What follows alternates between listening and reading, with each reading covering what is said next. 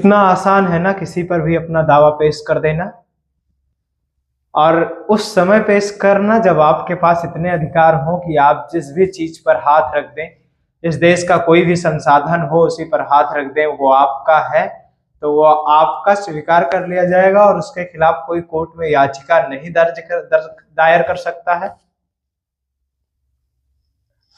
यानी कि दिमाग फेल हो जाता है जब ऐसी ऐसी घटनाएं सुनने में आती हैं और समझ नहीं आता कि बोलूं क्या। वक्फ बोर्ड के बारे में आपने सुना ही होगा, ये वही बोर्ड है जिसमें इतने अधिकार हैं, इतने अधिकार हैं, इतने अधिकार हैं कि देश के किसी भी घर को, देश के किसी भी संसाधनिक व्यवस्था को, देश के किसी भी केंद्र सरकार से लेकर किसी भी चीज पर वक्फ बोर्ड अपना अधिकार जता सकता है, क्लेम कर सकता है और 15 दिन के अंदर खाली करवा सकता है। अब वक्फ बोर्ड ने यही काम किया है वाराणसी के उदय प्रताप कॉलेज के साथ। इस कॉलेज में करीब 17,000 लड़के पढ़ते हैं और 100 एकड़ में ये फैला हुआ है। 1995 में बना वक्फ बोर्ड दावा कर रहा है कि ये जमीन हमारी है। 1995 में वक्फ बोर्ड बना है और वो दावा कर रहा है कि ये जमीन मुसलमानों की है और कॉलेज को कब्जियाने की बात कर रहा है। कॉलेज प्रबंधन से पैसा वसूला है एक बार मोटी रकम, अभी उसको पूरा पूरा कब्जियाने की बात कर रहा है। संसद में इस समय हंगामा मचा है, कोई वक्फ बोर्ड की बात कर रहा है तो कोई अडानी की बात कर रहा है, और ये दोनों बात में ही संसद का समय व्यतीत हो रहा है। संसद कभी 40 मिनट से ज्यादा नहीं चला है, अभी 4 दिन हो गए चलते और 40 मिनट ही चला है संसद। बात यह है कि वक्फ बोर्ड दावा कर रहा है उदय प्रताप कॉलेज हमारा है, जिसमें 17,000 बच्चे पढ़ते हैं, जो 115 साल पुराना है, जिसको 115 साल पहले बनाया गया है। उस पर वक्फ बोर्ड दावा कर रहा है कि ये हमारा है। अब इस वक्फ बोर्ड की संपत्ति है तो खाली करवानी ही पड़ेगी। सरकार के पास ये मामला लंबित है, बोर्ड के पास ये मामला गया है कि इतने दिनों से हमारा कॉलेज है, और तमाम जगहों पर याचिका दायर की गई है, लेकिन याचिका का कोई मतलब नहीं है। जब वक्फ बोर्ड दावा कर दिया कि ये हमारा है तो है,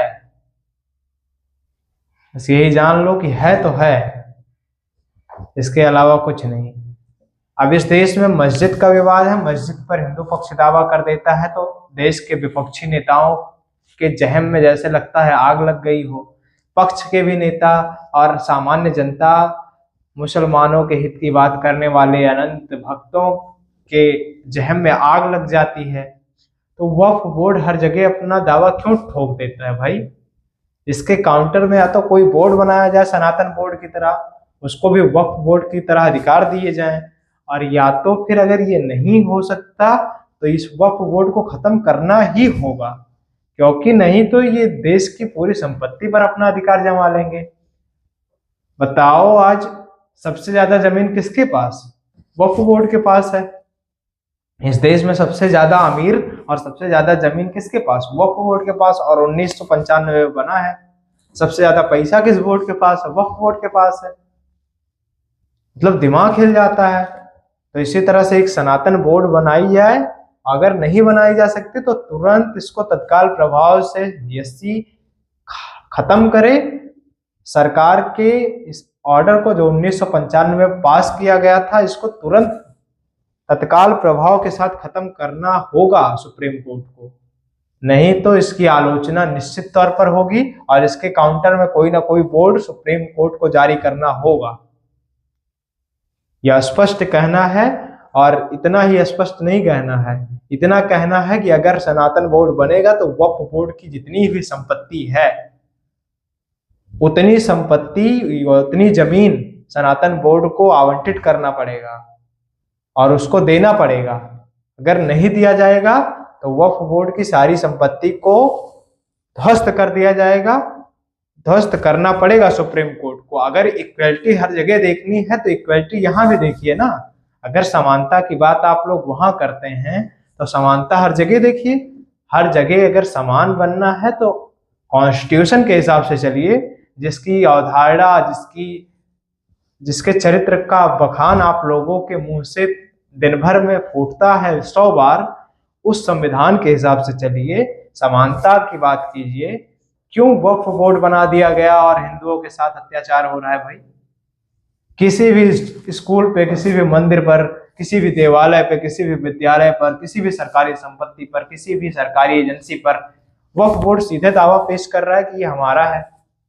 एक चादर चढ़ा आएगा, उसके बाद कहेगा कि ये पूरी जमीन हमारी है। क्या हो रहा है इस देश में समझ ही नहीं आ रहा है। बाकी सुप्रीम कोर्ट अगर इस पर संज्ञान ले तो बहुत सुखद होगा, और अगर नहीं ले रहा है तो सरकार को तुरंत बिल पास करनी चाहिए एक सनातन बोर्ड के लिए। संसद भी चल रही है, यही एक सही और वैकल्प है इसका, एकदम सुरक्षित विकल्प। बाकी आप वक्फ बोर्ड के इस अधिकार के विषय में क्या समझते हैं, जिसके पास किसी के घर को खाली करवाने का अधिकार है?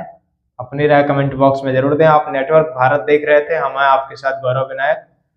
विनम्रता के साथ हमारा प्रणाम स्वीकार करिए और देखते रहिए हमें। धन्यवाद।